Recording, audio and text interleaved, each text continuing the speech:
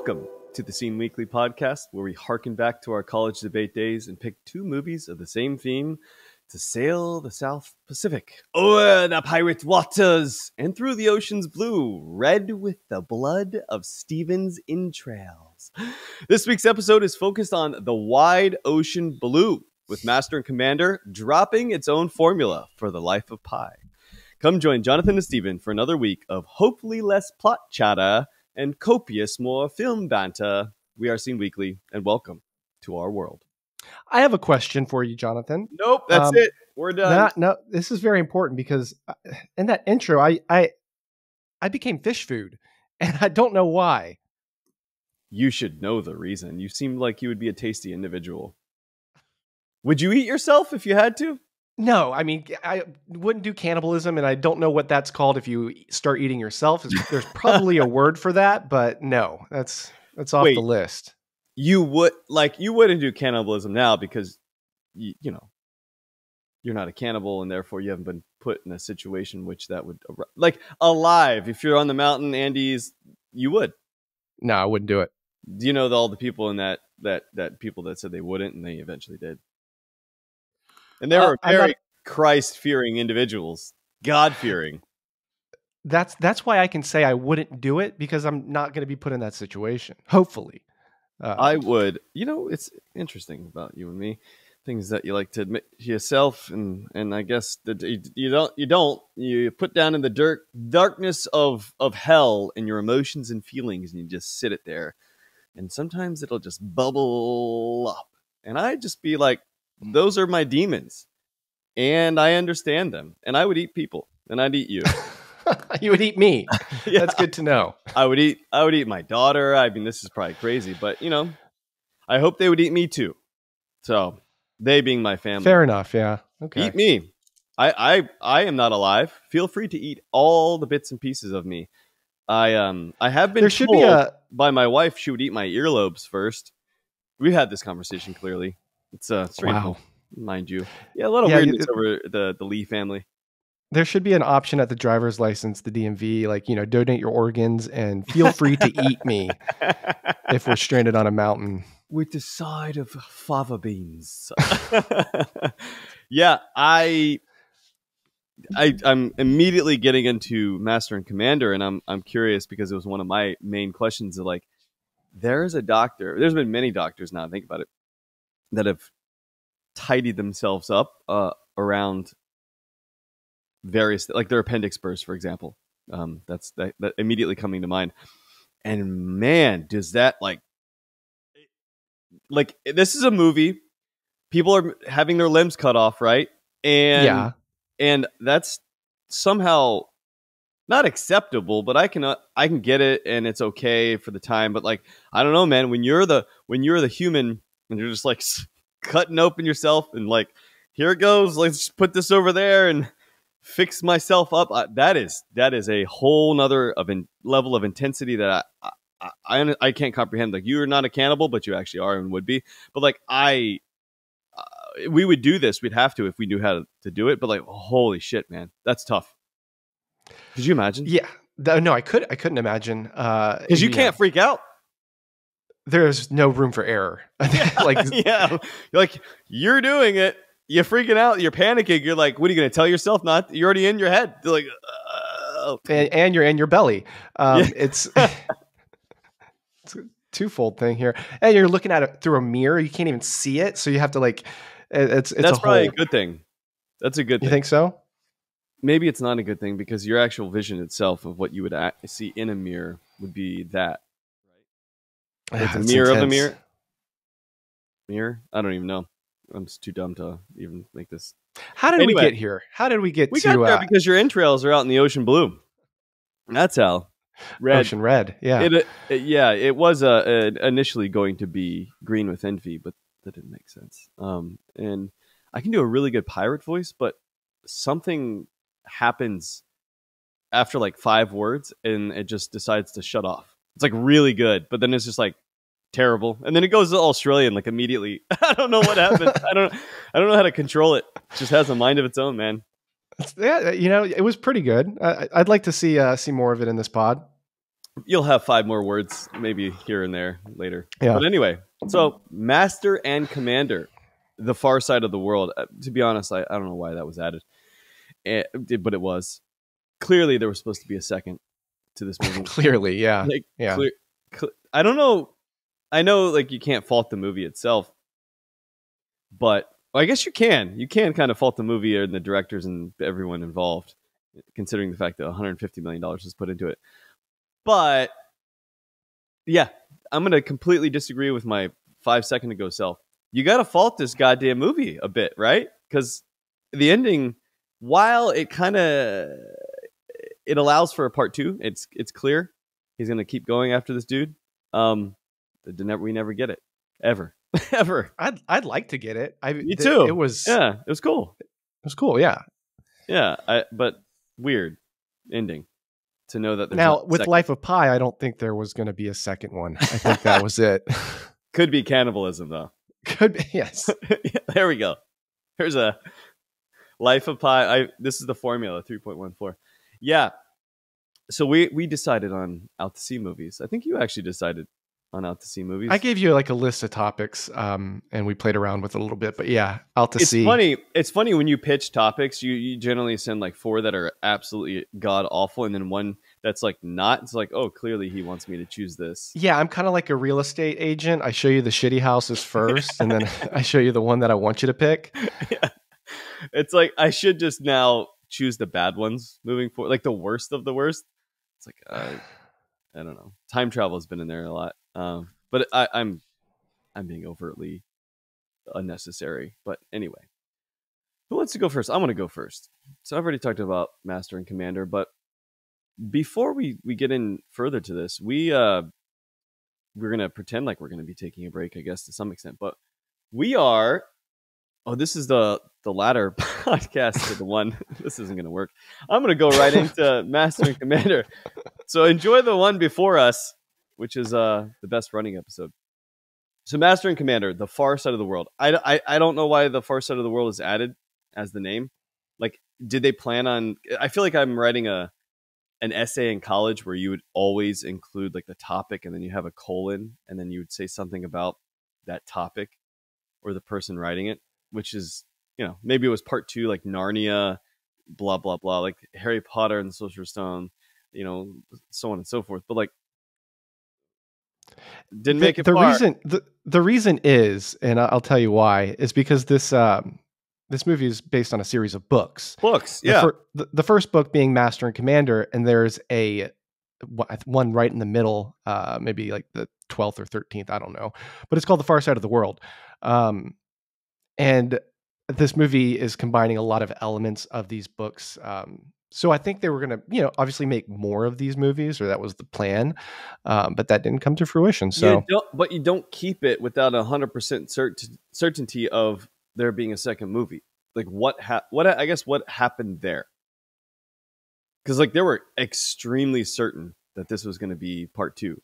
They made the movie. Did they had promises? How often does this happen in showbiz? I'm completely ignorant to this, to be honest with you. I don't know, but I think this movie broke the director. Like I think he directed one more movie after this, but we've talked about him before. Peter Weir. Yeah. He did The Truman Show right before this. And then, I mean, this was a labor of love. He at first, I think, turned it down, but then got into the history and reading the books and everything like that and decided, yeah, I'm going to make it. But it was a big endeavor for him. Lake Weir is a local lake where I grew up in Florida, and the lake is near and dear to your heart. Yeah, it's near and weird to my heart. I see what you did there. Not very hard. Anyway, 138 minutes, a little longer than our typical, especially with the lack of a hit on our black and white podcast, which is going to be a lot of you other 15 people who are watching, quite literally. Peter Weir. 2003. I actually thought it was something that was, I've seen this one single time, probably when a couple years after it came out. My movie memory yet again, basically like a first time watch. It was like, I loved it. I was like, where is this going to go? Don't even remember. Is that Darwin? Who knows? But 2003 PG-13 adventure war, 85% on Rotten Tomatoes, 150 budget with 211 in the box office. And one thing I actually I don't also understand, clearly a dumb when it comes to film or the understanding of production of film. There's 150 budget, and I know that 211 sucks really badly for 150 budget. But like to me, you've got 61 profit. But clearly that's not how it works. Is the marketing budget outside of that 150 budget? Like what? How does that Yeah, work? Okay. I believe a lot of times the budget is just the cost of production and the cost of paying the Oh actors, God. and then you market it, and then you do all of this stuff for Oscar bait and things like that. And it did get nominated for a lot of Oscars, but it was the year of Return of the King, which kind of like swept. But yeah, I mean, this That movie didn't sucks. really make its money back, and I think that's the big reason we didn't get a sequel, unfortunately. That stinks, man. Yeah. I do like ocean movies, and I even like Waterworld, which I was very close to choosing here. But then I just thought that you'd be like, we can't choose Waterworld. I mean, I wanted to choose like a variety of. Wait. Why is the impression of me like that, for one? And two, You're a I'd, non-cannibal. I'd be down for Waterworld. I haven't seen Waterworld, like, I don't even remember when, but I don't even remember like the storyline. I just know it was like Kevin Costner, and he's on a ship and the world is all water. A ship is a under I don't know what to call it, but he's on a catamaran that basically was painted in camouflage colors, and he has web feet. That's probably the coolest part of Waterworld. Also, Dennis Hopper, rest in peace, my friend. My uncle actually made him a yacht, like not made him a yacht, but like designed him a yacht. He's an architect for yachts, but like Name dropping. my uncle. So there's that. Waterworld is I should have chosen it. It's a great movie, and people that think it was a bomb in the box office, but fantastic, unbelievable film. Not an unbelievable film. 7 out of 10. 7. I mean, Yeah. that's good. That's good. Anyway, Especially for what people think of it now, I think, or thought of it then. It was, just the biggest box office bomb you could think of. yeah, box office. Box office. So in 1805, aboard the HMS Surprise, the brash Captain Jack Aubrey, who is Russell Crowe, and his trusted sidekick, the ship's scholarly surgeon Stephen Maturin, who shares a lot of similarities with Darwin. Wouldn't you agree? I mean, he's a surgeon, Darwin, but he's a naturalist. He's in the Galapagos, chilling out. First movie, by the way, shot on the Galapagos on different sections. Interesting. Hopefully, they picked up all their litter and cleaned up after them. They just left it, but it's old stuff. It looks like it had already been there for a long time, right? Right. They're ordered to hunt down and capture a powerful French vessel off the coast of South America. And through Napoleon, though Napoleon winning the war, and the men and the crew face an onslaught of obstacles, including their own internal strife and battles, Lucky Jack is determined that nothing will stop the Surprise from completing its mission. And boy, I would call him the S word, a little bit just stubborn. Would you? I mean, yeah, he's a man on a mission, and Yeah. nothing's going to get in his way. I mean, that opening scene, my goodness, like it like you're like, this could be the final scene of the movie, how epic it was. I didn't know what to do with it. Cuz like when movies start off like that crazy, when you're just like in flux with chaos immediately, and like things are blowing up and cannons are firing and it's pure madness. There's no build up, there's no character development, there's nothing. It's just war. It's intense. Yeah.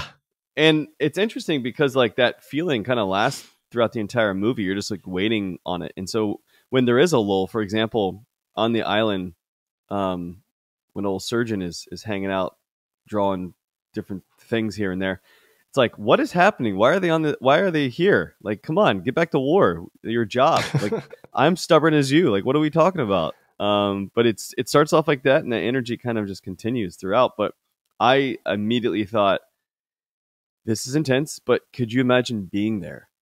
Like I know that you can't imagine even like eating somebody, but now you're on a ship, which I think is actually worse. Like, you're on a ship.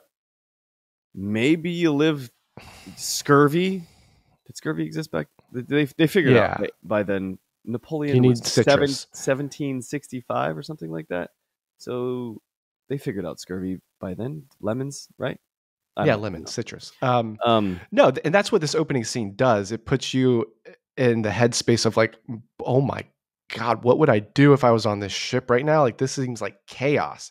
would you And the jump off? world building is amazing. Yeah.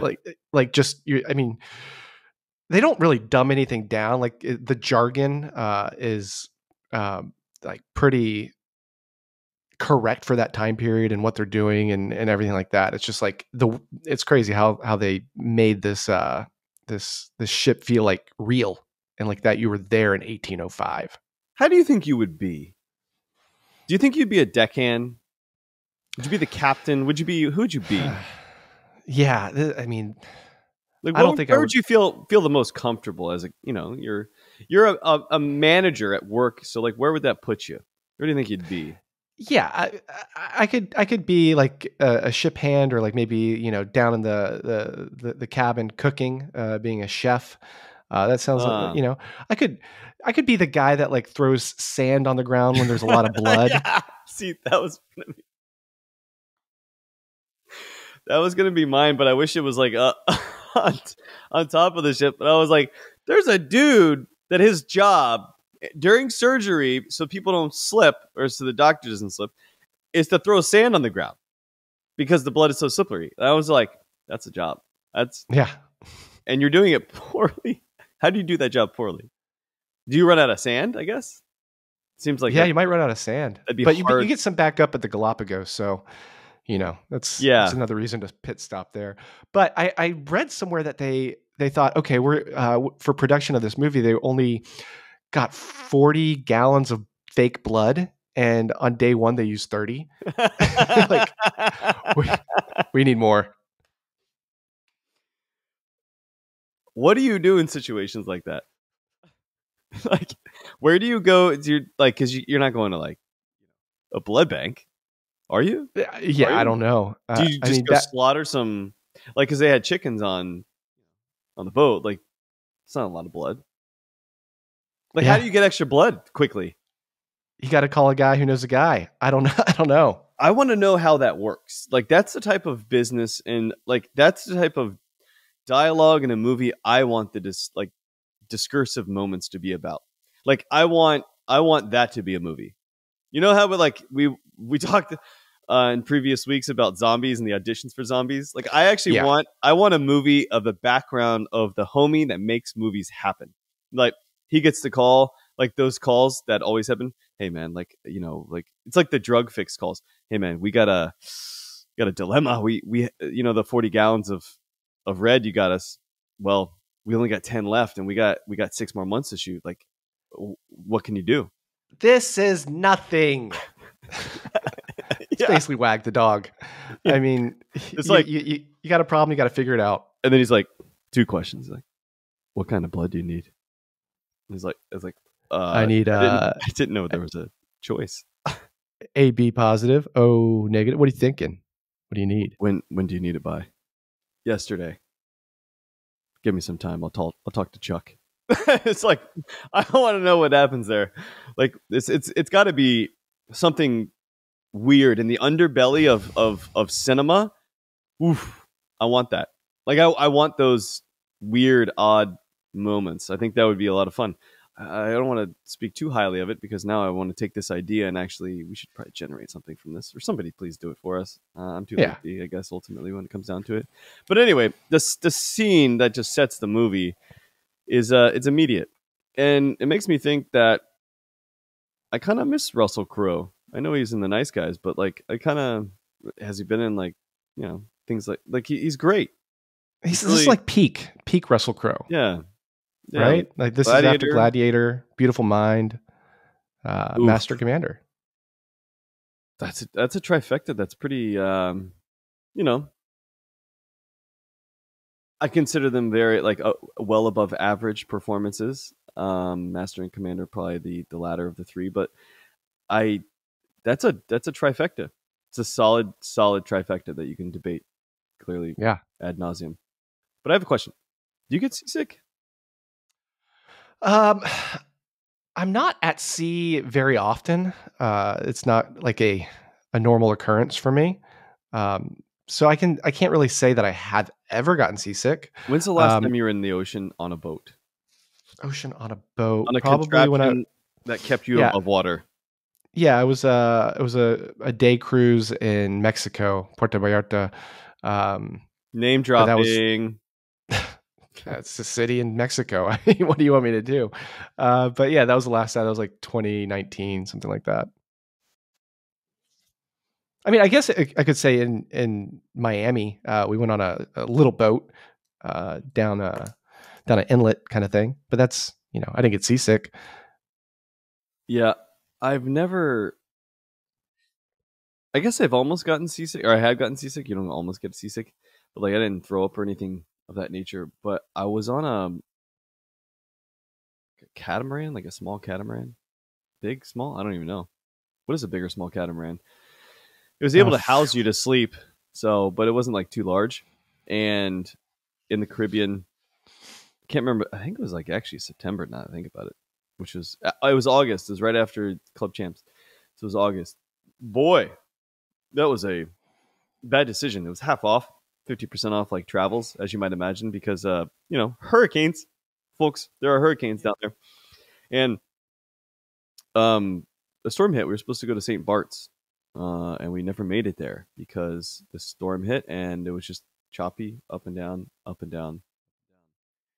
And then I thought, Who were you with? Did you have a captain, or were you the captain? Yeah, we were with the captain. I was eating my ex-girlfriend. She had passed away, just became a cannibal on the spot. But oh, wow. Dire circumstances. We were there for 3 minutes. Do you cook, or do you just go raw? I mean, what's the strategy here? You feed her to the fishes. That's what you do. But no, we were on vacation, my ex-girlfriend and I, and we there was a captain, and then the cap below the captain, deckmate. I don't know, but that the individual chef, she was definitely a chef, cooked very well. But yeah, it was a disaster, I would say. It was just trying to hold on for dear life and trying to hold on to our stomachs for dear life as well. But other than that, I've never really been sick. I don't know if I have sea legs or not, but I have been on the ocean. I wouldn't say frequently. Frequently would be like a daily occurrence or like weekly. Have you ever broken a limb or an arm and Never had a threat of maybe having to cut it off? No. Okay. So that would be horrific. When would I have the threat in my life from 1981 until now to cut off one of my limbs or appendages or any whatever it might be? When do you think, Steven, this would come about? At sea is a good example of a time. Why don't we start with, have you been at sea longer than a year or something? I don't know. This seems like a very non-refinable question. I have a lot of questions on how that even began with you, but no, has that happened with you? A good question. No, I haven't ever had the threat or the thought of that, because there's, you could take antibiotics for things. And thank you. What's the longest you've spent on the ocean, like consecutively? I've never done a cruise. I did a whale watching tour when I was in Hawaii. So maybe that. Was that like a day or like 8 it was hours? like 7 hours, something like that. I think I've been on 3 days straight without getting off like a cruise. I like cruises actually a lot more now. Disney cruises are pretty legit. Actually fantastic. But this was like Greece to Israel in like a straight shot, basically. I want to say that was like 2.5 days. What do you think your ceiling is? Like how many days on a ship without going to port? How many people are there? What the food is? How many drinks do I get? Let's put you in 1805, and it's a wooden ship, and there's 177 heads. Is it with my brain now or my brain back in 1805? Oh, this is a fun experiment. Your brain now. All right, so I mean, it's going to be a different answer as you might imagine, but I'm going to give you both scenarios. How about that? So my brain now, fuck, but we're already like. Do you know that Nate Bergansky stand-up special where in his early stage where he had little chubby cheeks, and he basically was saying, even if I was a time traveler, I'm going to ruin this joke, but like even if I was were a time traveler, and let's go back to the 1920s, and you send me back to 1920, and like somebody's talking on like early telephone, and be like, in the future, got those in our pockets, and they're like, oh really? Like how does that work? And be like, I I can't explain it to you. I don't know, like satellites, like and he's like, what's a satellite? I'm like, those metal things, they're like really high up. You're like, man, fuck, I can't even like convince somebody from 1920 I'm a time traveler. So like, I feel like that would in effect be a very similar thing. It's like in 1805, what do I know about boats? What do I know about technology to make anything better? Like literally anything. Penicillin? Do I know I don't know. I don't know shit about fuck. So I would probably just to suck it up and just have to deal with it. And boy, I think I would be the biggest pussy in the room for sure. I'd be a wimp. Absolutely. Do you know how to tie knots? Is that something you know how to do? Not really well. No. They can be tight, but I do have a book I just bought because I don't know how to tie knots and I wanted to learn how to tie knots. These are weird things that go through my brain. And it's how to tie lots of various knots. And that's the thing. If you can't tie knots on a boat, you're overboard, right? That's it. Were you a Boy Scout? Me, no, never a Boy Scout. And I don't know how to tie knots either. It's not a thing that. So you and I are just like the jesters, or we will be literally throwing sand down. So that's our don't slip. Yeah. They just give you a bag of sand right when you get on the boat. You're like, all right, that's your job. Make it happen. Like I don't even know how to use a compass. I mean, I know how to, but it'd be like, well, what are you gonna do? Like I'm lost. Give me the starting position, and that's it. That's what periscope? Could you do the periscope, like looking through the fog? What kind of periscope do you have on a boat? You're above water. This isn't a submarine. What do you call those? You know the I don't know. See, we don't even know what that's called. So we're losing already. But let me tell you, the beginning I felt for the ship. I felt for the people on the ship. And there's one thing I very much appreciate by Jack Aubrey. Lucky Jack. Yeah, he owns his losses, and that's his motto: own your losses. Big fan of that idea, and that idea of just transferring it into your life. But just, I mean, not to immediately cut through all of the film itself, but it's pretty simple. He literally finds, somebody who's his main competitor, and he continues to go after him religiously. And eventually, by the end, he realizes he's been duped, and he is still alive. His competitor still alive in the movie, in the books, and not in live ever. It appears to be in the cinema. But I have a main question that I wanted to get into. Like, a lot of these individuals in 1805 are pretty superstitious. For example, the saddest part of the movie, or at least I thought, from being picked on the ship, which is one of my ways that I was thinking of dying. Remember, like jumping, just into jumping the water, off, swimming down. Pretty outside of your ears hurting. It seems like a pretty good way to die. Holding a cannonball and jumping off a boat, but people were starting to blame him for the curse of the boat to some extent. And I'm curious, are you superstitious at all? In a sense, yeah. Sometimes, like with my sports teams, like I feel like if I'm watching something on TV and I'm holding, something good happens, like okay, I can't do that. It's like weird little human superstitions that people do, but nothing in like a crazy way where I like don't change my underwear for 5 weeks because my team's in the Super Bowl or something like You're that. You're pragmatic with your superstition. Yeah. You're like, it's fun for you. It's not something that you're like, you gotta do this. Like Michael Jordan wearing the same undershorts for forever. That goes into like a realm of obsession that I just don't want to be a part of. No. I always feel I have this debate with a friend of mine, a heated debate where he's superstitious. Strangely enough, he's actually, I would consider him very intelligent, but for whatever it's worth, and I wouldn't say a God-fearing man either.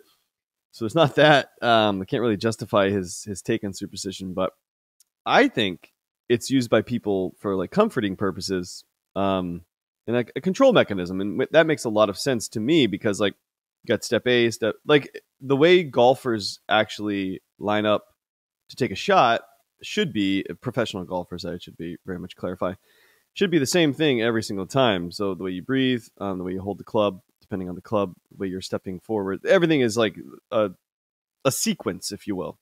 Yeah, like have you ever seen Nomar Garcia Parra step up to the plate? Mm-hmm. Yeah, I have. Actually. He does the same Same thing, touching every part every time. But there's a reason for that. It's a control mechanism, and its usefulness, and it brings you into what you know, and the control of what you know is makes you the most comfortable. And I think that superstition is basically it allows that control. But I think oftentimes people will let it like define your performance if it's not there, and that's where superstition becomes harmful or not beneficial. And before I go even further than this, you know, I'm going to go off on a tangent that's completely irrelevant. But like, I often see people from like 1805 be superstitious, and I think I probably would be superstitious back then, and I would be one of those individuals that's like, without education, without anything to books to provide you with some evidence or the access to it, you'd probably be a little superstitious, and so it's justifiable for you to kind of be mean to people. To be fair. What do you think? If you think this person is bringing all the bad luck to the ship, yeah, I'm not talking like the witch trials where there was almost a performative notion behind ostracizing your neighbor because you wanted them dead. But like I'm saying in this instance, like you probably actually believed it, like deep down inside, you're like this motherfucker's cursed. He's and the kid also that kills he believed himself it. He believes it too. Yeah, that's what I'm saying. So he sacrifices himself for like what? Good move. No, that's a great move. He believed it so deeply. He was a bad leader. That's why people. Yeah, that's why people didn't respect him. He was a bad leader. Let's be honest. But I think being a bad leader, he could have been led himself by the captain, Captain Jack. Could have been better. He tried. Captain Jack tried to give him advice. But he couldn't. It just wasn't in him, and that's the difference. Do you take advice well? I think I do. Yeah. Internalize it. Yeah. And try and practice it.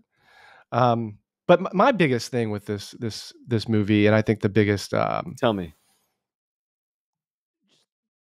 It's the relationship between Captain Jack and the Doctor Stephen.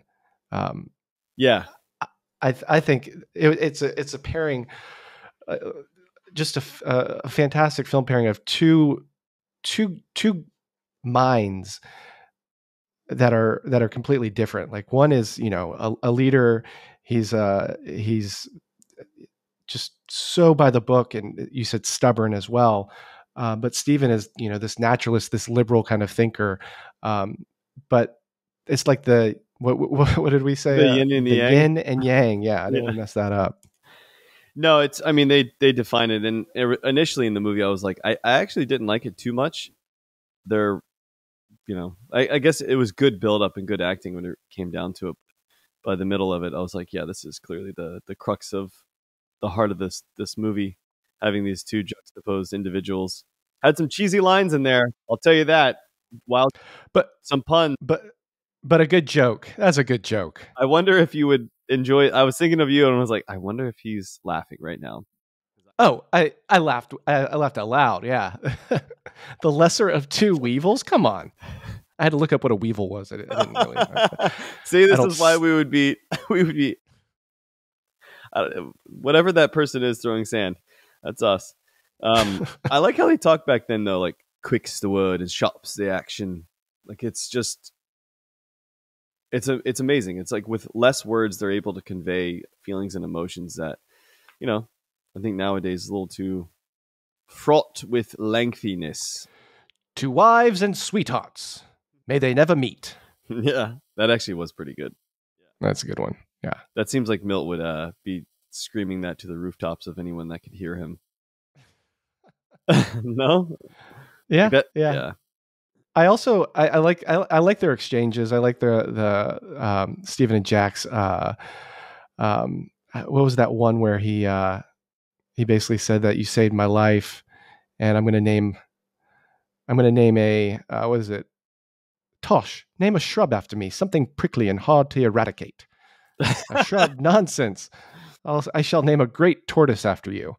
But yeah, it's just they're a lovely film couple, and I think it was the whole amount of the movie was just them playing off of each other Do you and like literally shrubs? playing music. Shrubs? Yeah, yeah. Can't say that I'm a big fan of Big fan of shrubs. shrubs. I used to jump over shrubs when I was a kid, and dumb kid, first of all. And to go back to the original point of like not being even probably a deckhand, I took that like maybe I've even said this before in the podcast. I Joe Rogan had his like comedy special, his live comedy special, and he said he was like 55% Neanderthal, more Neanderthal than people, or like whatever it might be. He thinks that's a lot, like his bragging points. And I took it and I'm 99%, which is used against me often, more often. By whom? Who do you think? Like, I can't believe you shared that information. yeah, I know, right? I think it's hilarious, first of all, but it's a very hard thing to come back from. I still haven't found a debate point where it's like kind of just puts you down. And it makes a lot of sense, to be honest with you. If you really know me well, it's like, yeah, that makes sense. That checks out. Yeah. Like, you're more Neanderthal. You're just kind of like stubborn, probably to a T, and you're just stupidly going throughout life. I would say right now would be my Neanderthal phase. But anyway, I was thinking I probably would do okay on that ship for that reason, that my Neanderthal genes of just like, well, this is life now. That's it. We got to embrace it. And it's either that or killing yourself. And I'm not going to kill myself. So, well, actually, I might kill myself like that with my brain now. With my brain back then, I wouldn't. But like, Jesus save me. Oh. But yeah, I am more Neanderthal. This is a bragging point, dropping names. I mean, it makes a lot of sense. Come to think of it, but thank you. I have one last point. Go ahead. I think one of the coolest things on Earth that is so underutilized. Like I don't think I've actually seen one in real. I probably have seen one in real life. I need to really think about this. I've probably seen it at a museum somewhere, but I have. If I were to make like a top 5 video games of all time, this would be one of them. I think. Like the music is outstanding. So Castlevania. You ever played Castlevania? First-person shooter, huh? No. You're probably talking. I'm talking about like the Nintendo game. No, I can't say that came out, and I wasn't 1991. Yeah, I was 7 years old. I was never into like the scary Dracula kind of Type stuff. in Castlevania 2 and tell me what year that came out. But I just want to say that grappling hooks are goddamn cool. Like, Jesus, do I need a grappling hook? I don't even know what. Oh yeah, I remember this game. I don't even know what I yeah. would use it for, and it's basically 1987. I was 3 years old. Yeah, it's not for me. Come on, it lasted for like 2 years. That hype, and I played it. I played that even when I knew you. Still have it over yonder. Fantastic game, but I am reminded when I see grappling hooks of having a grappling hook on that game. Absolutely, that's the big thing. Yeah, that was the whole game, is the grappling hook. There needs to be more grappling hooks. Anyone who's I'm not even a gamer. I don't even know if there are current. Anyway, I'm going to create a movie with you, and we're going to put goddamn grappling hooks in that movie for sure. It's like my only mandate. Like zombie movies with grappling hooks, like just explode their chest and then like you bring them over. Like Anyway, enough about this nonsense. I like grappling hooks. I mean, I'm surprised that they haven't used this IP of Castlevania, Simon's Quest, to actually make a movie. This would be a good movie. I think they did. They did a show for sure. Oh. I don't know if it's a live action show or a cartoon, but I should know this better. But anyway, big fan of, I should say not big fan. I'm an average fan, slightly above average fan of out to sea movies. Slightly above average. Under Siege, I should have chosen. Under Siege is like probably the greatest out to sea movie, right? Does that really count? Is it Under the Sea? Is it a submarine movie? No, Under I don't. Siege with Steven Seagal? No, I haven't seen it. How dare you? Are you kidding me? You have seen Under Siege. There's an Under No, Siege. There's an Under Siege 2 as well, I believe. What? Never watched it. With the naked lady who pops out of the cake when she had like been Dramamined? You don't even remember that? That would be like the thing that would pop in. No, the first like naked woman I saw on screen was Kate Winslet in Titanic. So that was far and away. 97? You were 10? Yeah, that's 13. God. Oh my God, I don't know what to say anymore. 12. Can we keep this as a For You movie? Because this is outrageous. And I'm not even exaggerating. I probably am to most people who are listening to me, but deep down inside, I truly believe exactly what I'm about to say. Steven Seagal movies back in the day, fantastic. Unbelievably fantastic. Under Siege, though, is the best of them. Absolutely the best. Anyway, put a pin in poster. This. Put a pin in this. It's like, it's Steven Seagal at his best before he gained 300 pounds and was deciding to train kicks to Lyoto Machida and Anderson Silva. But nonetheless, I still would love to meet him. Tom Segura, big fan of Steven Seagal as well. Huge fan. I am as well. Big fan. I should be, but growing up, like I got a lot of people that would just call me, "Hey, Steven Seagal," because my name's Steven. And you took Taekwondo. I took Okinawa Te American Ryu Karate, Jonathan. Yes. It's like pedantic. I'm just waiting for it to come out. I'm trying to get it out every episode now. How can we do it? I'm gonna have to be a little more. I'm not a black belt, but I got to orange, like I said. So, but you're colorblind, so that's black. It's black enough. But anyway, an above average fan. But Life of Pi, you give the introduction to Life of Pi. It was enjoyable. It was nice. Yeah, Life of Pi. This is a 2012 movie. I saw it in 2012 and hadn't seen it since. Same. It's directed by Ang Lee. Ang Lee? I don't know. Ang Lee. On a book. Both these movies are based on books. This book by Jan Martel, starring Suraj Sharma and a Bengal tiger, Richard Parker. Budget is 120 million. Worldwide box office 609 million. Wow, 120. Yeah, 86% Rotten Tomatoes.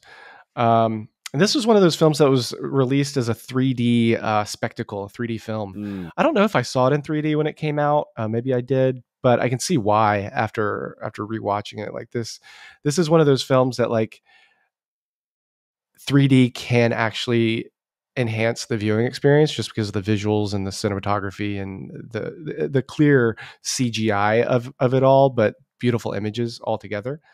Yeah, but yeah, the elevator. I didn't know that. Yeah, I mean, this was a little bit after Avatar. I mean, the whole like 3D thing with like around this time, you had Hugo. You had like these big directors like taking the helm and making 3D movies. I mean, do you remember Beowulf when that came out? That was not very good. God, I read Beowulf in high school, and I was like, never again. Never again. Maybe it's good. I think I was pretty dumb back then. Neanderthal. You can just insert this immediately into everything. But like, I am still hurt by it. It's like an ex-girlfriend from high school that you either have fond memories about or not so fond. That's the not so fond. Beowulf broke up with me, and I'm like, never again. Can't do that one. So I never touched it. Was it good? The movie, not so much. The story of Beowulf, I mean, I don't want to like, create any trauma, release any trauma for you, but I mean, I like the story of Beowulf and Grendel and all of that. But the elevator pitch for A Life of Pi. Got a boy lost at sea on a small boat with a Bengal tiger. I mean, that's the movie. It. But it starts with the two people chatting it up, and he's telling the story of how he got lost at sea to a writer who's come there to have the discussion because he's been recommended by a friend, a mutual friend, to tell him the story so he can write a book about it. yeah, this is basically like a Forrest Gump kind of like Yeah, retelling of a story, right? yeah. Funny enough, a couple of interesting facts. This was originally going to be directed by M. Night Shyamalan, um, and he passed on it because he realized that there was like a twist ending to this movie, and he's like, yeah, people are going to see it coming, blah, blah blah. Like, I'm attached to this film. I do twist endings, like no. And he made Lady in the Water instead. How do you feel about Lady in the Water? What's your thoughts? You like it, love it, hate it? What? Um, we. I don't want to speak too poorly. I just thought it was so underwhelming, but it built up a lot in terms of like what I was excited about. I was very, very, very excited and looking forward to it. And even during the movie, I was like intently focused. And then I was like, this is going nowhere. Or this feels like it's going nowhere. And then it just kind of didn't really lead to anywhere. I need to watch it again. I've only seen it one time. It's been a long, long. Think Again, it's better than The Happening? that happened. Yes. I mean, That he makes either like some of the best Sign films. is outrageously like I even say it's like underrated. It is unbelievably fantastic Signs. Like legitimately one of the what I mean that Sixth Sense, my god. Love The Village as well. Like honestly, I own all three. But The Happening is maybe one of the worst. It's his worst movie. Maybe one of the worst movies of all time just because it was like nothing happened. Strikes Out are a grand slam, man. That's kind of like you get all or That's nothing Signs. with Remember Signs is great. The remember Village, fantastic. Joaquin Phoenix character? That's like the baseball player. The baseball player, yeah. He has the most home runs, but he also has the most This is the strikeouts. most strikeouts. Yeah, that's M. Night That's Shyamalan. that's him. That's him as That's funny. a human being. Yeah, Uh, let's talk about Ang Lee. yeah, Like his filmography is wild, very right? diverse. Yeah, Crouching Tiger, Hidden Dragon. Yeah, let's kind of go through Crouching Tiger, Hidden Dragon, 2000. This was like his 8th or ninth film. But then he gets Hulk, Marvel IP, right? Hulk. Brokeback Mountain, Yeah, yeah, right? And he does a couple of Taking Woodstock and another one. But then Life of Pi. Like yeah. he Weird in a good way. in a good way, right? But he's not like a Tarantino where you can say like, oh yeah, he's kind of dealing in the same kind of genre or whatever. Or like he's taking these wildly different ideas, topics, themes, characters, and making really, really profound work.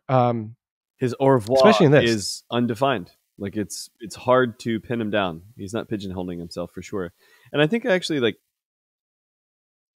to some extent you also do yourself a detriment by doing that.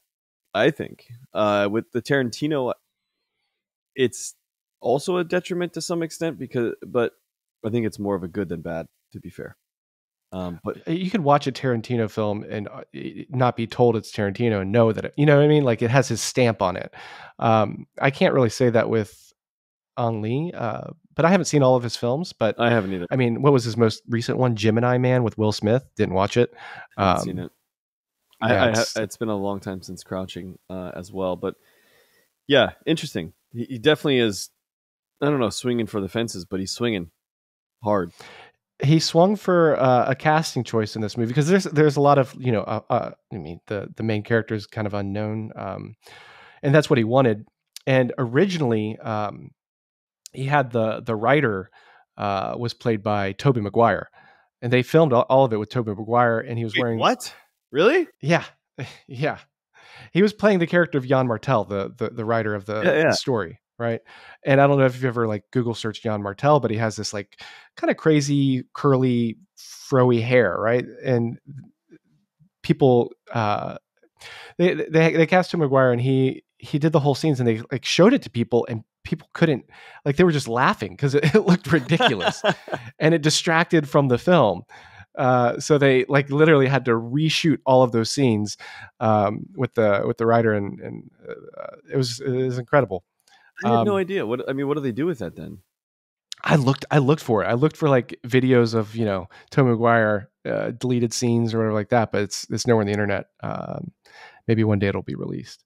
Uh, But yeah, we meet Piscine Mort. What's his full name? Anyways, he's named after a pool, Hissing. French pool, Piscine.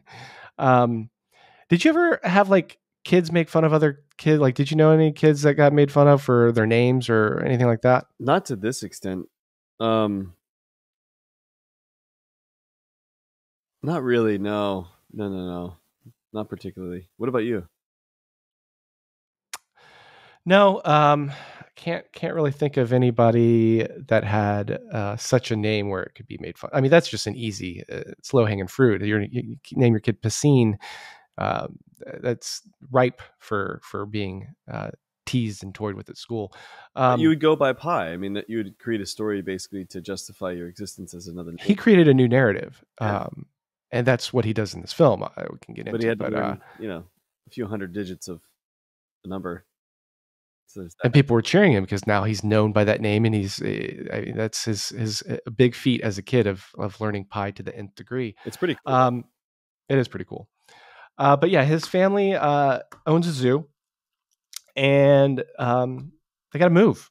They got to move to Canada, and his dad has to sell all of the zoo, the animals in the zoo, and they take him aboard a ship. As they're sailing across the ocean, there's a big storm brews, and the ship sinks. There's a shipwreck, and there's a survivor, and that's Pi. Yep. Pi is Piscine. He's gets on a little lifeboat, and he's the only one that survives with a number of other animals. You have a zebra, you have an orangutan, you have a hyena, and then you have a tiger, a Bengal tiger, and that's who's on the boat. And he's telling the story, right? He's telling the story to the writer of what happens, and we're enthralled as a viewer. Like, all right, this is the movie I came to see, right? Yeah. What happens with this boy on a boat with a tiger. And this movie becomes a movie about theology and about zoology. It's a double whammy, because we learned that Pi is a lover of religions. Like, he's so fascinated by religion. As a young boy, he decides to learn Hinduism and Buddhism and Christianity and Islam. And what's that line? Believing in everything is not the same as, or believing in anything at all. Yeah. Believing in And he, everything. Yeah, I don't even know. at the same time, Basically, believing in one thing is better, effectively. right. And yeah, he's lost at sea, and the Bengal tiger. The Bengal tiger, luckily has a little bit of food to sustain him, because the Bengal tiger, like, if you know this, but they got to eat. They eat a lot of meat. Yeah, it's funny because I had seen this one time and I loved the movie when I first watched it, but for some reason, I don't know if it's the fact that I've been watching over the last 10 years like a ton of movies and like critiquing things differently, maybe. I don't know. It was interesting because being more pedantic, but it was. I would like to see the behaviors, I guess, of more Bengal tigers. I'd like to see what would actually happen, but this movie did kind of feel like Big Fish. Did you get that feel? Well, yeah, I mean, Big Fish is about storytelling and Like outlandish what it means. storytelling. I mean, not as outlandish as Big Fish, but it was, on the ocean blue. It was, Yeah, I mean, I couldn't remember because I hadn't seen this movie in 12 years. I couldn't remember the twist at the end, I didn't either. about what to believe. So I'm watching this movie as this person being an honest storyteller. And I'm thinking to myself, like, how this is like, yeah, like you said, this is Big Fish, on a different scale. But you're taking it as truth as a moviegoer. You're watching it. You're like, this is the story he's telling, and this is the truth. And like, one instance where it became kind of absurd to me, was when he's reading the the survival book, and it's like, Yeah. if you are trapped with a dangerous animal on the boat, like that wouldn't be in a survival book, right? But Like that. I liked it because he's actually, and this is where I was kind of getting to, where Big Fish actually makes it so separated in the sense of like it was so outlandish that you kind of didn't know what to believe, but like everything was on the table for possibility. Whereas this movie, you're telling a story where it's factual. Eventually, when you get to the end of result, you actually realize what's happening. But that should have been made more clear, because that was like one of the first signs of there being falsehoods to some extent, or retelling or reframing of items that he was actually speaking to the writer about. But yeah, I mean, clearly, first indication. But I like things when they're a little another step, not necessarily going to Big Fish level, but like another step to show you like this is fake. Joking. I mean, I think that step was taken when he got on the island that was carnivorous at night, and Well, wasn't that like after the that was much after the conversation happened with reading what to do with the tiger. I believe so. Yeah, it was But the there, end. the whole start of the movie, especially like when they were on the big ship, I was like, how is this going to happen? How are they going to fit this obviously this film into what we're expecting? Boy on boat with tiger. Like how's this going to happen? And it was interesting. I forgot that there was other animals involved and things like that, but uh, I think they did it pretty well. It's they did it well. They did it very well, and the CGI actually like turned out from 2012 was pretty It was damn really good. good. CGI and Master Commander, um, not as good. Clearly, 2003 2001 era was like the early 2000s was pretty rough, pretty rough. But what makes, I don't know, these things that pop out into my head that are either it's raining really hard outside, or something is going very awry in this house right now. But with that being said, the stove that he was cooking on originally when he was making the lunch is I don't know if, did you have one of those stoves? Because like from the 70s 80s. Is I it? having blah blah blah at Castlevania 2. No, but like I had that stove in my upstate house, and I was like, I had literally the exact same stove, and that thing is just indestructible. Um, it's the one where like the coils get red hot. Yeah, Yeah, yeah, loved it. Big fan of that stove. Another, I'm a gas stove guy. I like gas, I like not gas too. electric. Yeah, we have a gas one now. But I was reminded as well that Amma and Appa are the same in Hindi as they are in Korean, which I was like, oh, I think a lot of languages do the same thing for mother and father.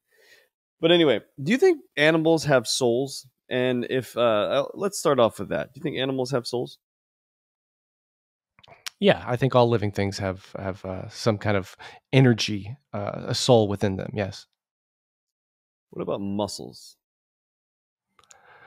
like mussels, Like or mussels that like you eat, clam mussels, sure, yeah, they have souls. because they're alive, but they don't feel anything, nor do they have brains. I mean, what about trees? Trees, yeah, for sure. They talk to each other underground with the roots. They do. Yeah. Yeah, yeah. Mushrooms as well. Mycelium. I'm just asking, like, do you think? Because some people are okay eating fish, and then some people are not okay, like eating Do you think fish. redheads have souls? Would you cannibalize a redhead? First, Who would be the first person you would eat? Let's start there. gosh, definitely not a vegetarian. Somebody else that eats meat has a little bit of more Yeah, fat on mass. them, I guess. So you like Nah. fat, but you don't want that just straight fat. No, I mean, no. like, do you like eating the gristle off a nice steak that you've just cooked yourself? I'm normally the I like person to who chew on does. some fat. Yeah, I like to chew on some fat. Be here all week. But I do think tigers do have souls for sure. I It, think that I that think line that line most is animals interesting. do, but fish overwhelmingly souls.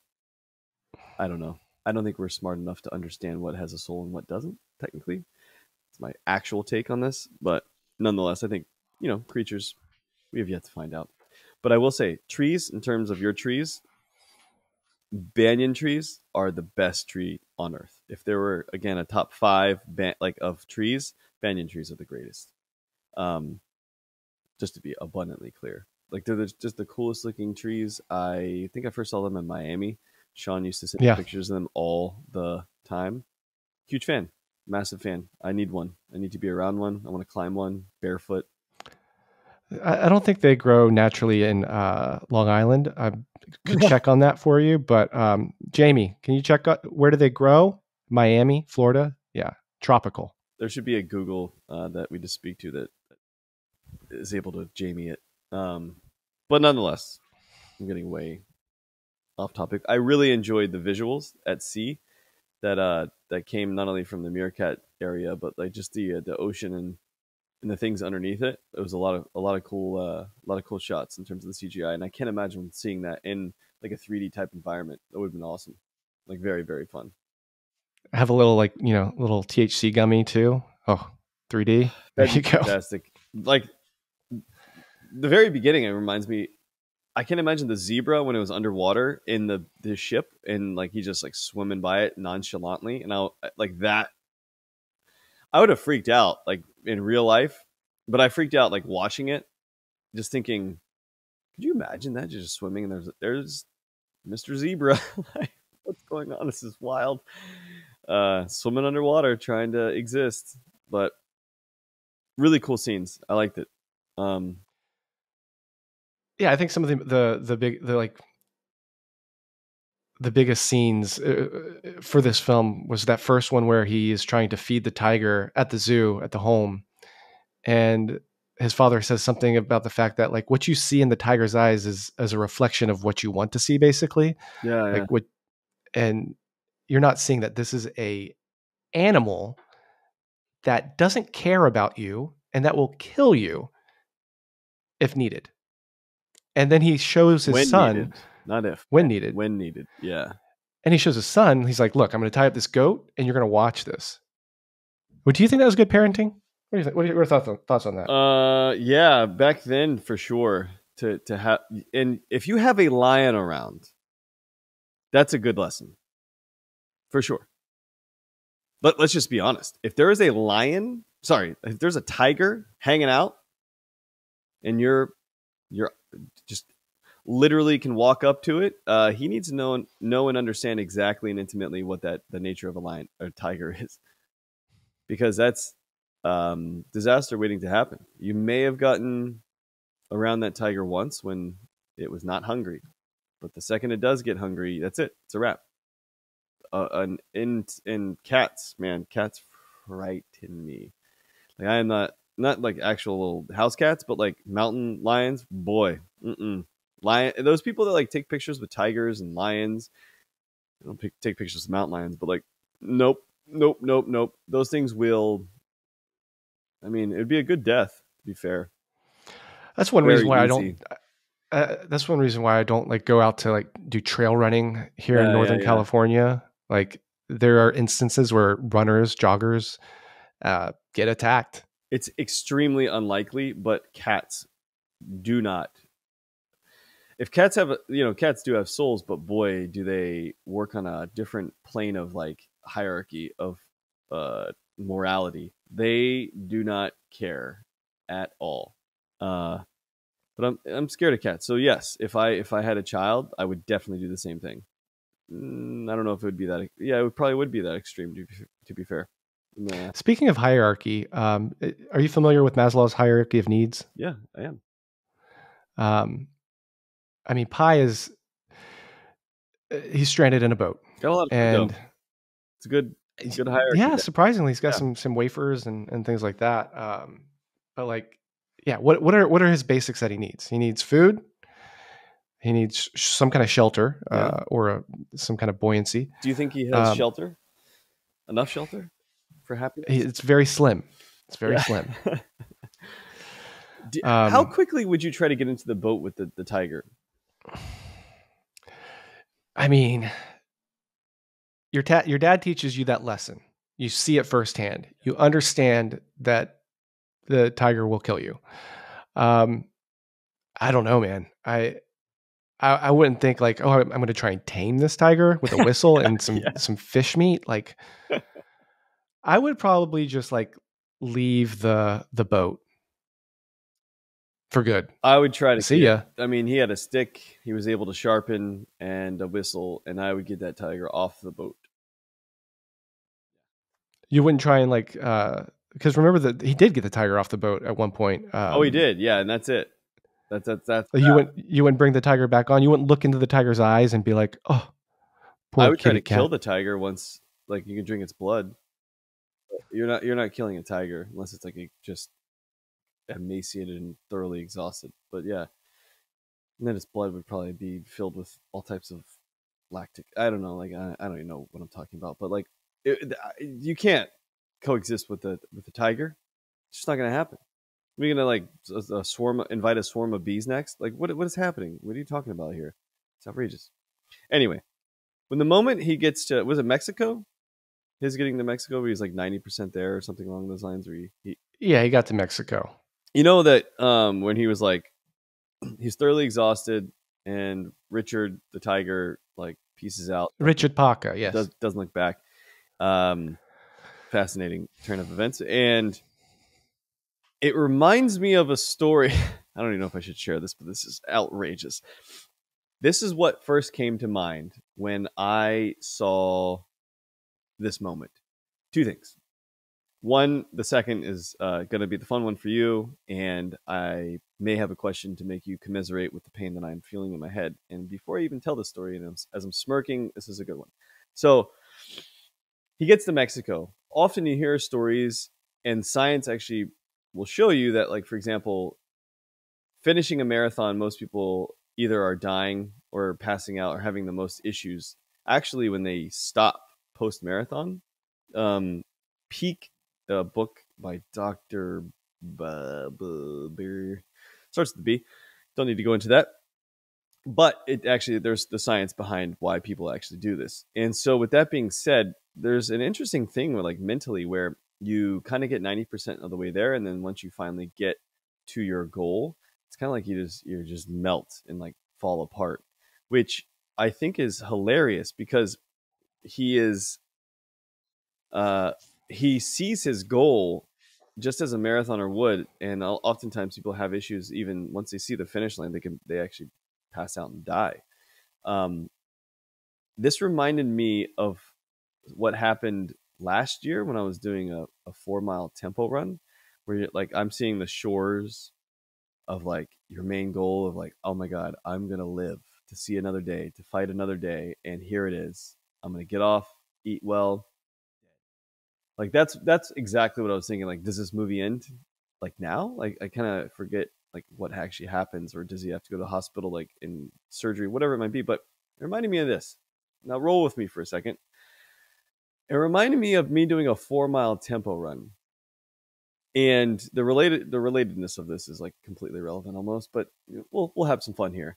I was doing a 4-mile tempo run and could not make it back home. I think I made it to about 2 miles and had to stop because tempo tummy, as they call it, is a bit of a problem for us runners. And I consider you to be a runner now, I guess, to some extent, maybe a hobby. Thank you. Still. I appreciate that. I'm glad to be in the club. Join the club again. And I haven't had this issue in a very long time, maybe ever. Once, twice, but there have been restrooms nearby, and you could probably see where this is going. But I made it about 2 miles, would stop, and then I tried again, stopped, and I just was like a little boy trying to hold myself. And ultimately, what happened was I got 90% of the way there, and my next door neighbor, don't want to say their names, but I made it to their lawn, and as I saw my house, I couldn't make it anymore, and so I literally projectile diarrhea on their shrub outside.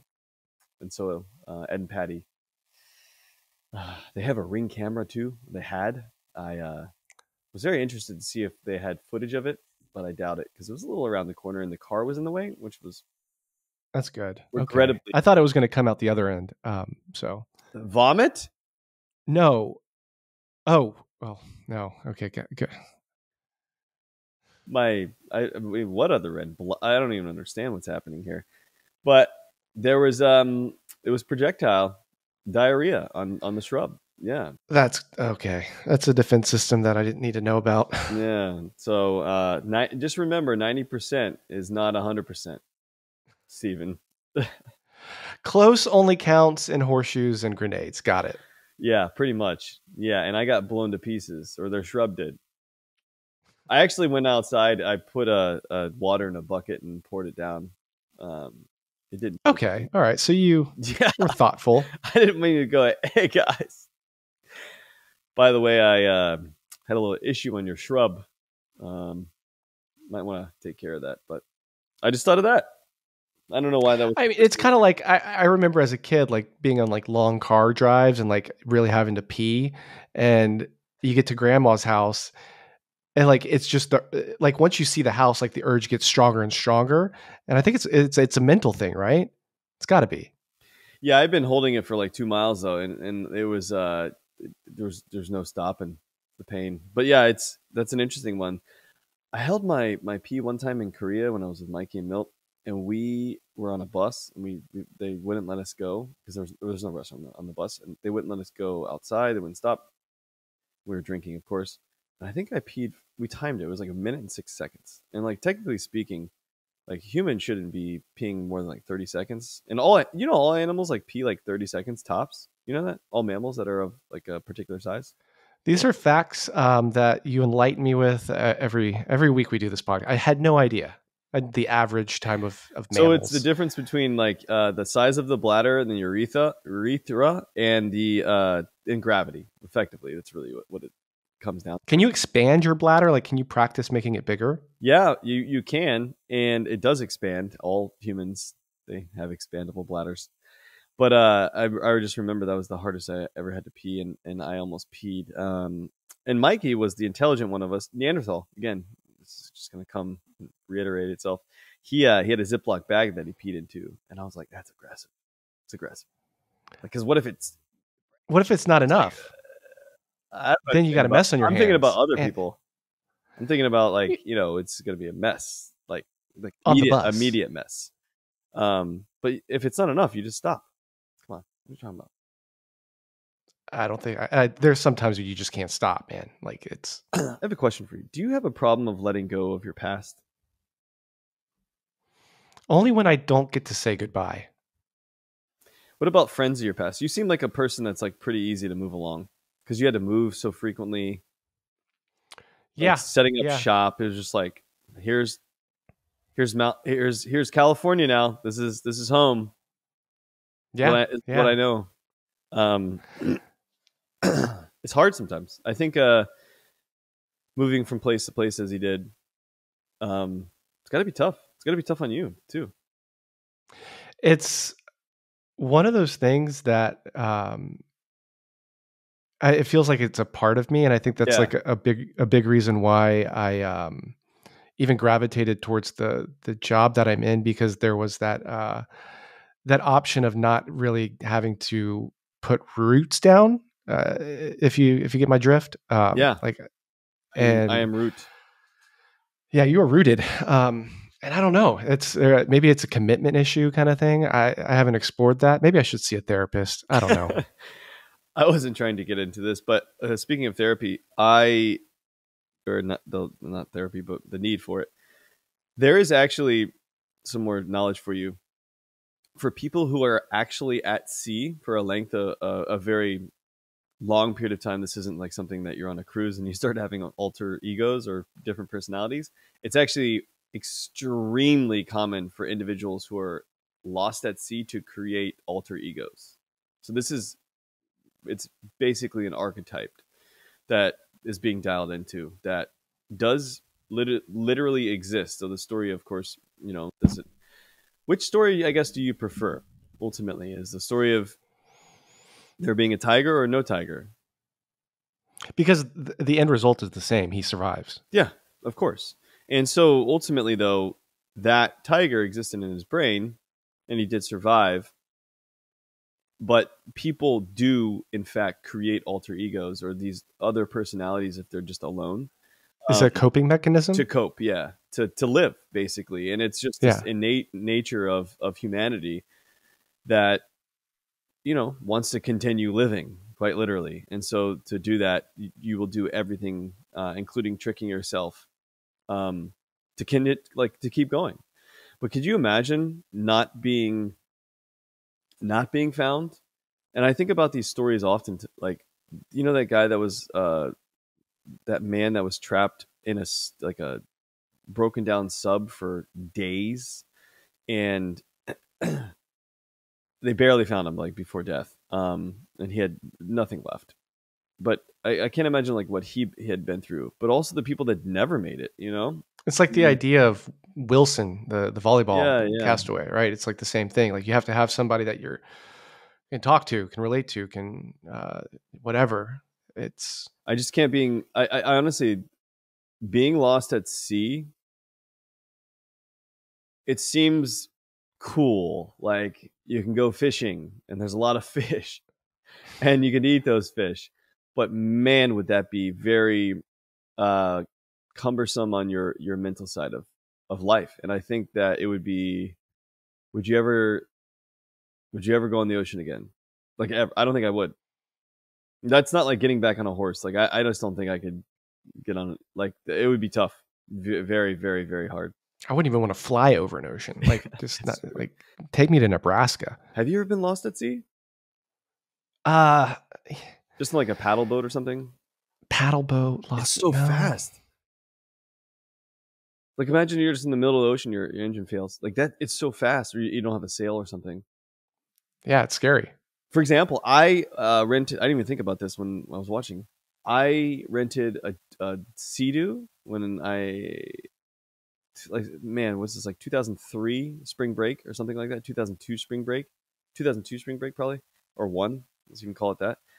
And we rented Sea-Doos, and I had my own, and I decided to go very far out and turn around, and it stalled, and I was like 2 miles out. I was past where you're supposed to be, and that 2 miles out, that it didn't, like, the engine didn't come back on. And for whatever it's worth, the other two people that had Sea-Doos never went to check on me, or couldn't find me. Mind you, it was pretty far out, and so I just drifted, and I was like, "Dude, this is crazy." I drifted for 3.5 hours, which isn't like, Wow. it's not long when it really comes down to it. But I mean, are you drifting back towards the shore, or I'm going do you away know where from you're drifting? I'm going away from land slowly, of course, but I'm very quickly going like adjacent. So it's like perpendicular, but away as well. And it's just I started getting miles out. It was interesting to say the least. And so Yeah, at what point do you jump off and start swimming? Like, so I took the seat off, and I couldn't really make too much progress there. And I was 2 miles out. I was like, I had a life vest on. I was like, do I leave the Sea-Doo? Like, it wasn't bad enough for me to do anything just yet. But I was to the point I was like, this is clearly not going to work out too well. And then a huge helicopter, Coast Guard helicopter, was like flying from a very far distance. And so I took the fire extinguisher and just ripped that to shreds. And clearly they like were almost above me, but not. And then they stopped and like the whole water was like float. It was pretty actually cool seeing if I had that on video. it's like a Michael Bay scene. Yeah. That's yeah. And nobody came to jump for me, and nobody came another hour and a half or 2 hours. So I, I was just like, I guess I'm fucked. Not going to have. Wait, they saw you and they didn't do anything? No, they sent a boat an hour and a half, 2 hours later, which could have been 6 minutes. But they did finally send a boat, and I got towed in. And then there was no like rope ladder to like where you could just grab on and just fly off. That'd been so cool. Really Michael Bay movie. No, and then they did pull me in, and then we got back, and they're like, "You're late," and I'm like, "Really?" like you shouldn't have been out that far. And I was like, "I drifted," and they're like, "There's no way you drifted that far." And I was like, "Yeah, you're right." I didn't actually say that, but I was upset because I only got to use it for 30 minutes of the hour that I rented, and so they let us go for another 30 minutes the next day. Nice people. But yeah, that's well, you technically were on it for a lot longer than 30 minutes. So. But it was they could have charged you extra. I didn't go. Yeah.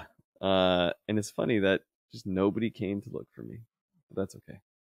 But anyway, That's all the stories I have today. Yeah, Lost at Sea is a lot worse than being like lost in the woods. Oh, that's tough too, man. Have you heard? It is tough. Like that woman who was trying to break the record for the Appalachian Trail. Oh man, the stories you hear about 9 days in just gets lost and like bearings are any which way and there's no civilization is just doesn't exist. Now, if you're a Boy Scout, Girl Scout, you know how to take care of yourself. Bear Grylls, or who is your other four individuals? David Blaine, Bear not Grylls. Not going to help you. Magic trick. I'm going to create food out of this tree. Oh, doesn't exist. Damn it. Yeah, that's shitty, man. That's terrible. So, I think being lost at sea is worse because you got the sun. Yeah, water is an issue. And you have all this water around you. This is like hell, personal hell. All this water everywhere and not a drop to drink. Can't drink it. Ugh. What did you think about the reveal, the end, the other story in Pye's version of what happened? I like his story. I like you would have to reframe it. You have to.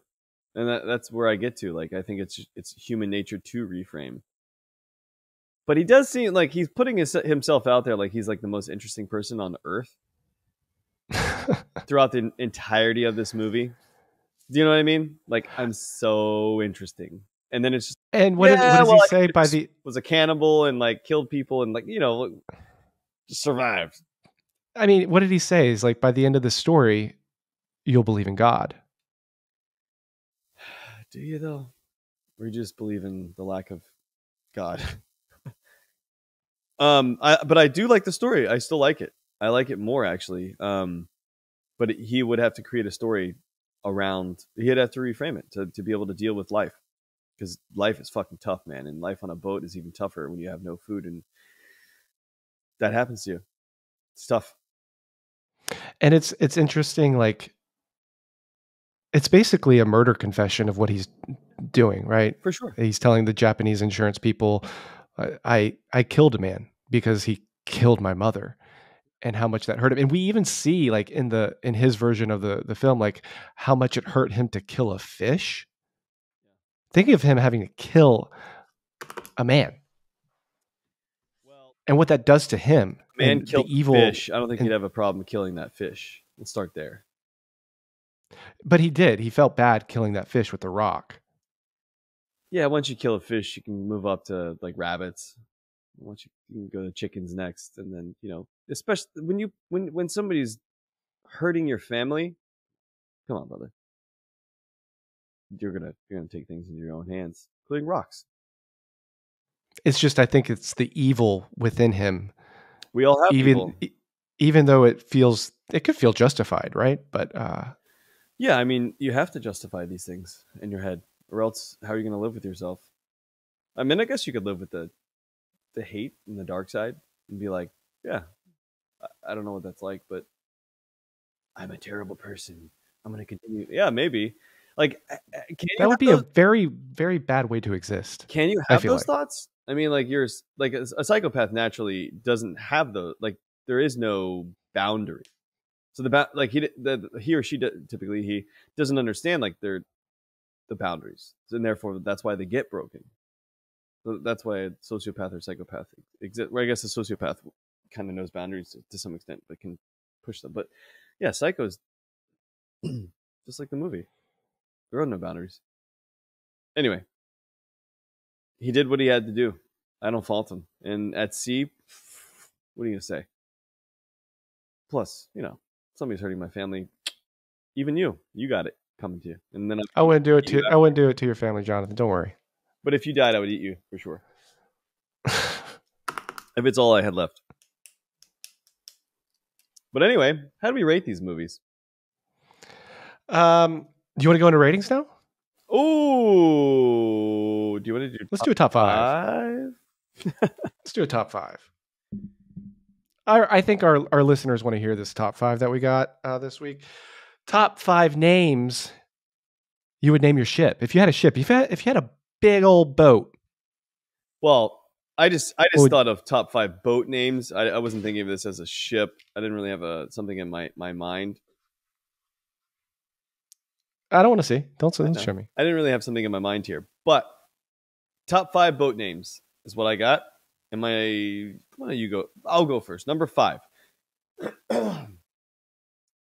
A bit of thought went into this. Didn't roll off as well as I thought it was going to roll off. But with that being said, it is Knackle Ho, is what I would call my number 5, and that is a periodic table for sodium chloride water, sea water. Knackle Ho. Okay, all right. I see where you're going. H2O. Knackle Ho. Okay. My list is kind of a there's a play on things. There's Of course, whatever. I'm going with number 5 for my boat. My ship is a pun on a movie. Intersailor is it's the name of my ship. Intersailor. Good. There you go. Intersailor. Entering a sailor. So number 4. Number 4 for me is I just like funny boat names. I've heard a lot throughout the years. I don't know what I would actually name it. It would have to take a lot of thought. But number 4 is Breaking Wind, just because it's just so simple, but so delightful. I actually wrote Breaking Wind and then I erased it. That was on my list. The wind took it away. Yeah. My number 4, you want your boat to manifest things, right? And you really want nice weather. So my number 4 is Clear Skies. Clear Skies. Shout out Clear Skies, man. Boy, I love bringing back ridiculous things. I love the fact that we can actually have things to now make fun of ourselves. We have enough substance to make fun of Clear Skies. I love Clear Skies. All right. I think that's my number 1. I'm just going to go 1, 2, 3 Clear Skies. Clear Skies. That's hysterical. Number 3. This is so ridiculous. And I wrote this, took it off. This is my number 1, took it off completely, put it back on, and I still want to take it off. But not working. KNOT, not working. Yeah. That's exactly the same feeling I'm having now, providing the answer to you. I want to remove it again. Ships, boats, they're a lot of them are named after women. So I got to name mine after, one of the best women in my life, my mom, Deborah Lynn. That's the name of the boat, Deborah Lynn. The Deborah Lynn. Oh my goodness. My wonderful. My number 2. I don't even like wrestling, but it just seemed like this made sense to me. That John Cena, I don't even know if this is actually correct here, but like You Don't See Me, You Don't See Me, yeah. So it would be You Don't See Me, but in black light, and the C is SEA. It's got to be blacklight, huh? Okay, because you don't know the name.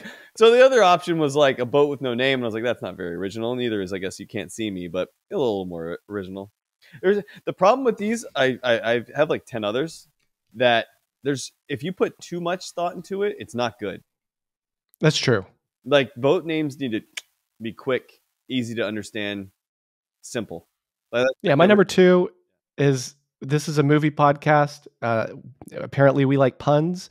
The Codfather is number 2. I thought of that.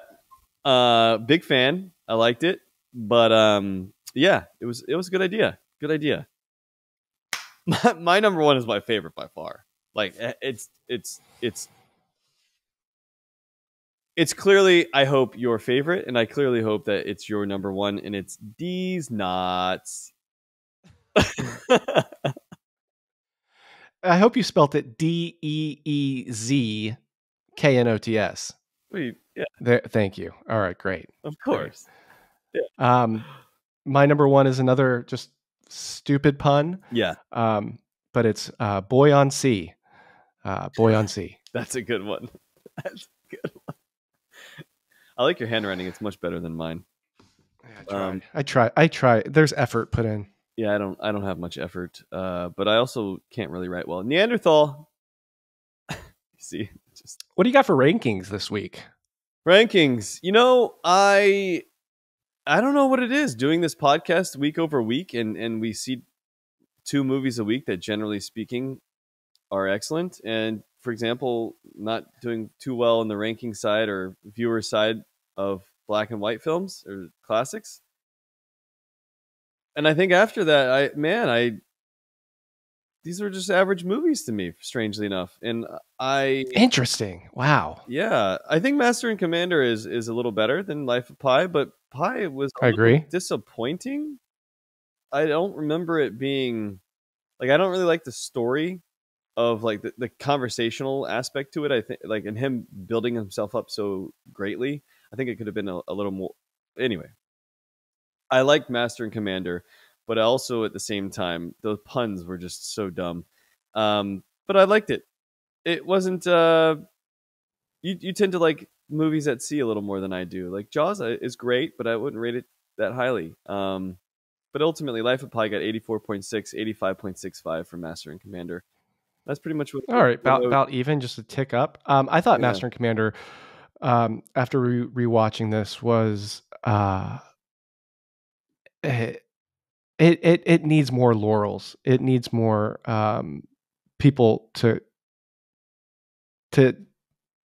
say this film is good, man. This is actually a really, really good film. You know, a lot of people The say that sound too. design, Jane Simon the is. cinematography, the world building, the acting, the script. Like, I wish that this movie made what Life of Pi made, so there could have been a second one. Yeah. Um, but that being said, Master and Commander got 92.5, no, 92.2, and Life of Pi got an 89.6.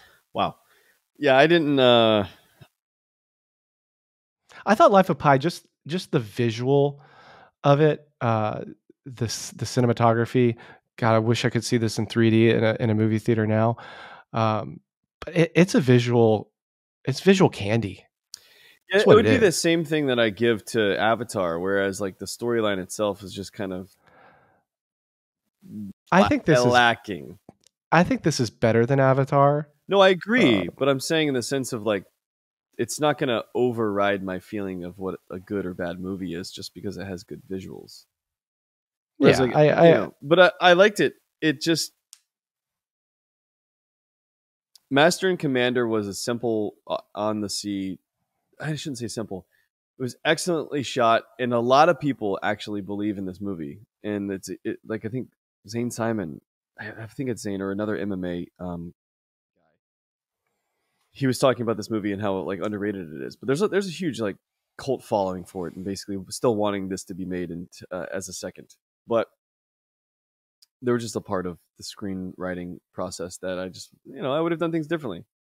Like the dude gets shot, he's pointing a gun what? directly at him. Like, how is this possible? Like, anyway, again, I let some of these moments like outshine the actual cinematography, which was excellent. I sent you a picture, which is absolutely outrageously fantastic. I don't know if it's even CGI. I would imagine it is, but nonetheless, awesome. But yeah, that's my rating, and I'm sticking to it. Cool. Go for it. Yeah. I see where you're coming from, but I disagree have a hard here and there. time with when we go also from like I want movies to all be my ratings are changing. I think week over week. Like I used to score much higher than you. I think mine are coming down just because. Yeah, I see that. Yeah, That's cool though. I mean, it's you can't be stagnant. You gotta be flexible and change. And I think watching two movies a week for half a year now, and like watching them with an eye to rating them, and then also like comparing like what you saw. Like obviously, you know, watching two zombie films and then watching this, it's quite jarring, to tell you the truth. well, I to me it's less about the watching bad films, but it's more about watching the good films, like the black and white. And I'm like, this is like my jam. This is what I feel like every film should be like. But not every film. Everything is. I can embrace different things, but that's good. That's what a good film is. Both of those were good films, and so these are not as good on collectively, Life of Pi and Master and Commander. And so I guess that's my threshold in my innate head. Um, but to each their own. Jaws is better than both for sure, like 100%. It was filmed at sea. It was actually filmed at sea and not on a sound stage. That's why. All right. And until next week, we don't even know what's happening next week. We have no idea. I mean, we're kind of like pushed in the future here. When this airs, you will have already run in Sweden and done your thing and had some meatballs and ran through IKEA. All of those things. But until next week. Do you want to give us a shout out on where to follow us? Scene Weekly, at Scene Weekly on all major platforms. You can find us on Linktree. You can find us on Instagram. Probably find us on other things at this point. I don't think we have a Facebook page, so that's not us. I would highly doubt we haven't been as successful as anyone else to actually have people trying to pretend they are us. But if they're trying to send you Bitcoin or requesting it from you, it might be us. Could be. To be honest, it might be Steven. And if anyone is talking about NFTs, it's definitely us. And with that being said, Scene Weekly.